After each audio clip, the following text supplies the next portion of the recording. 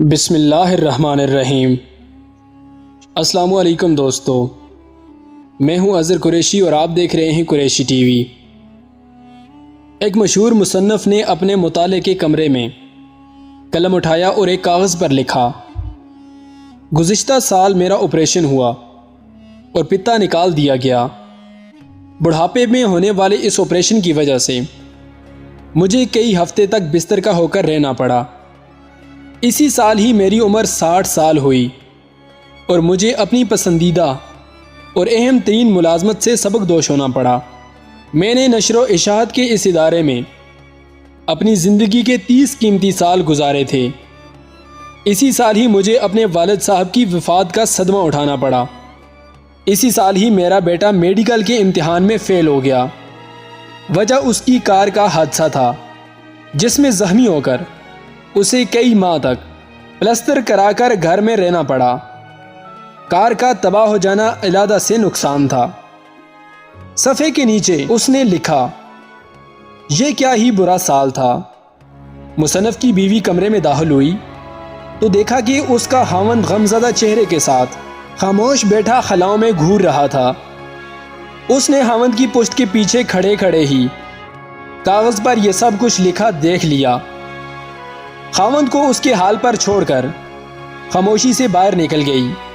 کچھ دیر بعد واپس کمرے میں لوٹی تو اس نے ایک کاغذ تھام رکھا تھا جسے لا کر اس نے خاموشی سے خاوند کے لکھے کاغذ کے برابر رکھ دیا۔ خاوند نے کاغذ دیکھا تو اس پر لکھا تھا، گزشتہ سال میں آخر کار مجھے اپنے پتے کے درد سے نجات مل گئی جس سے میں سالوں کرب میں مبتلا رہا۔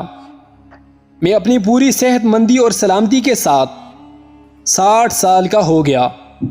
سالوں کی ریاضت کے بعد مجھے اپنی ملازمت سے ریٹائرمنٹ ملی ہے تو میں مکمل یکسوئی اور راحت کے ساتھ اپنا وقت کچھ بہتر لکھنے کے لیے استعمال کر سکوں گا۔ اسی سال ہی میرے والد صاحب 85 سال کی عمر میں بغیر کسی پر بوجھ بنے اور بغیر کسی بڑی تکلیف و درد کے آرام کے ساتھ اپنے خالق حقیقی سے جا ملے۔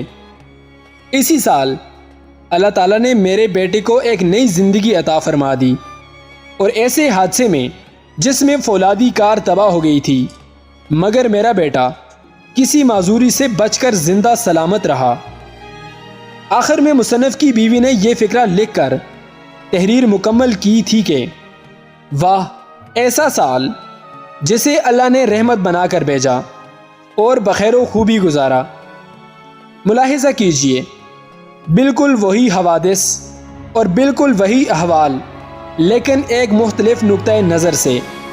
بالکل اسی طرح اگر جو کچھ ہوا، جو کچھ گزرا ہے اسے اس نقطۂ نظر سے دیکھا جائے جو اس کے برعکس ہوتا تو ہم اللہ تعالیٰ کی نعمتوں پر شاکر بن جائیں گے۔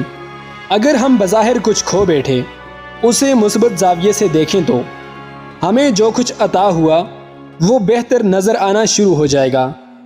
اللہ تبارک و تعالیٰ کا ارشاد گرامی ہے، اور بے شک تیرا رب تو لوگوں پر فضل کرتا ہے لیکن ان میں سے اکثر شکر ادا نہیں کرتے۔ صرف آپ ہی پڑھ کر آگے نہ بڑھ جائیں بلکہ اوروں کو بھی شریک کریں۔ اللہ کریم ہمیں شکر کرنے والا بنائے، شکوہ کرنے والوں سے محفوظ رکھے۔ اچھا کہو، اچھا سنو، اچھا کرو، اچھا سوچو۔